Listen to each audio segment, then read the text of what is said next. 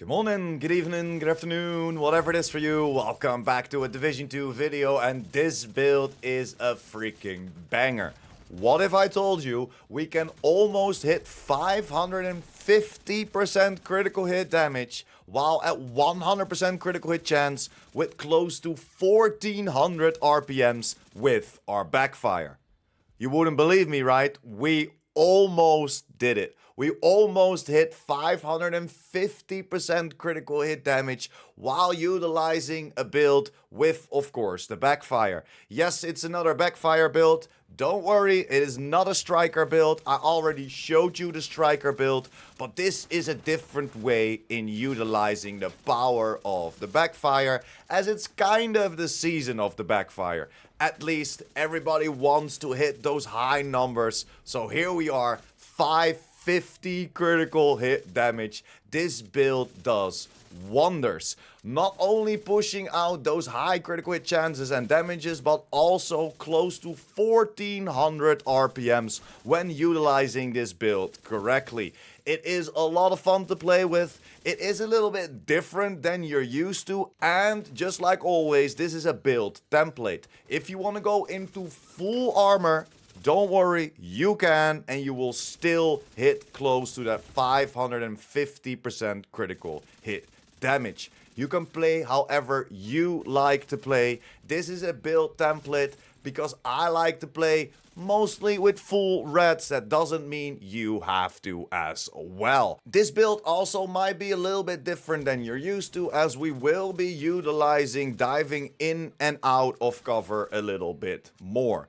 This will give us the survivability and the insane damage outputs, as we will be tanking a part of the bleed. But don't worry, this build is strong enough to tank those bleed damages and still shred through those enemies. Again, you can set it up with some extra hazard protection. You might lose a little on the critical hit damages, but you can still hit that 530-ish critical hit damage. And yes, those numbers we can hit while activating our seasonal modifier with Assault Link. This has a duration of 25 seconds and a cooldown of 60. So this build is not always at 100% critical hit chance and close to 550% critical hit damages. But if you're not utilizing this, if your Assault Link is on cooldown, we can still hit close to 500% critical hit damage. So we're only losing 50% critical hit damage over those 60 seconds. So don't worry, it's not only coming from our active modifier. This build will bring you a lot more. So without further ado, let's dive into the overview of the build. Starting, of course, like always, with our specialization. We will be utilizing the minigun specialization for those extra armor on kill, that 10%, and the third reload being 50% faster is quite nice as well. We, of course, utilizing the Backfire. We already talked about the Backfire. This is on expertise level 30. This is maxed out on his expertise. We will be going for damage to target out of cover. And why is the Backfire so good this season? Payment in kind talent. Dealing damage to enemies adds a stack of 2% critical hit damage up to 100 stacks, lasting for 10 seconds. So that's an extra 200% critical hit damage. On reload, apply a 10-second bleed to yourself, which deals 0.5% armor damage per stack. For your secondary and your pistol, doesn't matter what you use. I would recommend using something that you don't have proficient yet, that will save you some duplicates and materials. So now we know what the Backfire talent does for us. How is it so good this season? And that is throughout our seasonal modifiers. When we jump over, we will see our hardcore global modifier. For now, we're only gonna focus on the firearms and then, of course, on the modifiers that we will be utilizing. Firearms will give us an extra critical hit chance bonus that does not count towards the critical hit chance cap. At tier 5, all ammo is refilled, and the bonuses are 2, 4, 5, 6, and 10%. So we will be always gaining that 6% critical hit chance, and that's why our stats will be on 66% critical hit chance. Next to that, we will be utilizing our Assault Link. Your firearms attribute is set to tier 5. For the duration of the ability, you gain 5% weapon damage for every non-red core equipped, and attributes are frozen and bonuses are multiplied by 4. The passive modifier values are multiplied by 2. And this gives us the opportunity to get to that 100% critical hit chance and almost 550% critical hit damage. But this is why the Backfire is so incredible this season, with of course the combination of the loaded up passive modifier. 25% of your critical hit chance value is added as critical hit damage while at tier 5 in firearms. We will always be at tier 4, take out 3 people with a red mark above their head. We will be at tier 5, so we will be passively already gaining that extra 25% of our critical hit chance to our critical hit damage values, and that's how we can get close to 500% critical hit damage without even having our Assault Link active. So yes, 550% every 60 seconds, but always at max stacks of our Umbra in combination with our Backfire, we will be at 500%. So we will be boosting ourselves every 60 seconds with 50% critical hit damage. Now that we have that out of the way, why the Backfire is so good, let's jump over to the overview of the build. And as you can see, we will be utilizing Umbra, Grupo, and the Coyote's Exotic Mask. Coyote's Exotic Mask, of course, it gives us some extra critical hit chances and critical hit damages, and the talent Pack Instincts. You and all allies gain a bonus based on the distance of the last enemy you hit. 0 to 50 meters, 25% critical hit damages. So if we hit somebody within that 15 meters, we're gaining an extra 25% critical hit damage, giving us, on everything maxed out, 575% critical hit damage. It is insane what we can do with this build, but for some reason the talent of the Coyote's Mask isn't counting up on our stats anymore. We tested it out, it still works, but it doesn't show up on your stats. Backpack, we're utilizing Grupo. Why Grupo? Giving us an extra critical hit damage on there, and I would prefer to see that critical hit chance changed for headshot damage or some weapon handling, for example, as we're already at the cap of 60%, and only our seasonal modifier boosts can get us above that 60% cap. So we still can't go over the 60% cap, but the modifiers will boost us over that 60% cap. So you want to find critical hit damage with something else and critical hit chance. We went for a critical hit damage mod on there, and then the talent Bloodsucker. Yes, we will not be utilizing a damage talent. Killing an enemy adds and refreshes a stack of 10% bonus armor for 10 seconds, and the max stacks is 10, giving us an extra 100% bonus armor. And this is one of the reasons how we can just tank the bleed damage. We won't die from the bleed. It will still slow us down a little bit. We can still aim in, we can still shoot, but running might be a little bit difficult. But this is how we are combating the reload on our Backfire, and then of course with the combination of Umbra. Why are we utilizing Umbra? Because it gives us the opportunity to get insane critical hit damages and still get some extra survivability in, as this will give us 15% crit chance for the 2-piece, 30% reload speed for the 3-piece, but we're doing it for the 4-piece from the shadows into the light. These are two different talents. From the shadows, while in cover, gain 10 stacks per second up to 50. Because we are utilizing the chest piece, we will go to 100 stacks, and the gain will go from 10 to 20.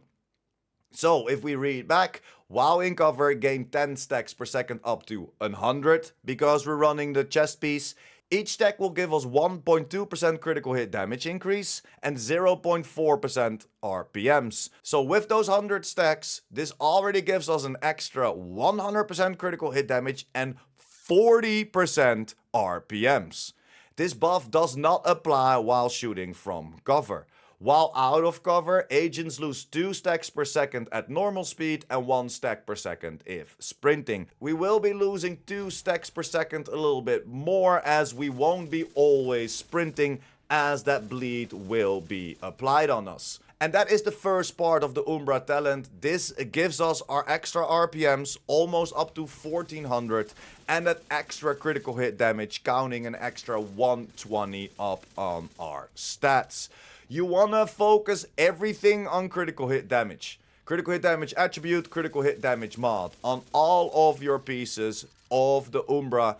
That is, of course, your gloves, your knee pads, your holster, everything critical hit damage, because we're already overcapping on our critical hit chances. The second part of this talent will be Into the Light.